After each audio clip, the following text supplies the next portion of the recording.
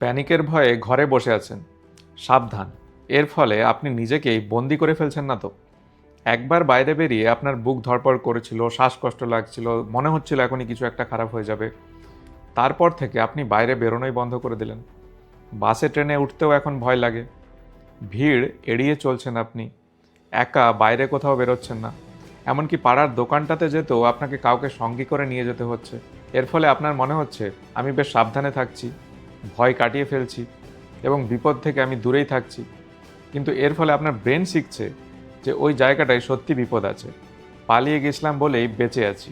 ফলে পরের বার ভয় আরও আসছে এবং ছোট হতে হতে আপনি একদম নিজেকে বন্দি করে ফেলছেন একটা জায়গার মধ্যে এবং বেরোতেই পারছেন না। প্যানিকের চিকিৎসায় সবথেকে কার্যকর ভূমিকা পালন করে সিবিটি।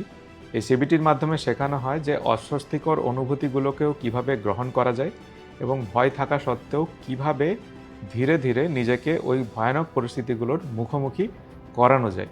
ধরুন উদাহরণস্বরূপ, আপনার বাইরে যেতে বা বাজারে যেতে ভয় লাগে।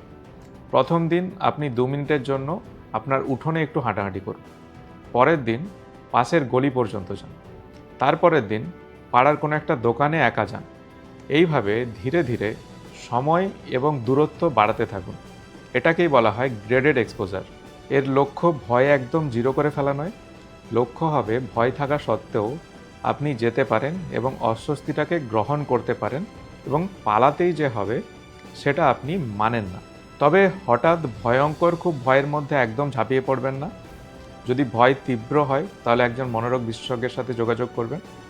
আর ভয়ের সাথে সাথে যদি প্রচণ্ড বুক ব্যথা, অজ্ঞান হওয়া, অস্বাভাবিক শ্বাসকষ্ট হয়, তাহলে শারীরিক মূল্যায়ন করাও জরুরি। প্যানিককে হারাতে হলে যে একদম ভয় পাওয়া যাবে না এরকম কোনো ব্যাপার নয়, কিন্তু ভয় থাকা সত্ত্বেও আপনি যে ছোট পদক্ষেপ নিতে পারেন সেটার প্রয়োজন রয়েছে।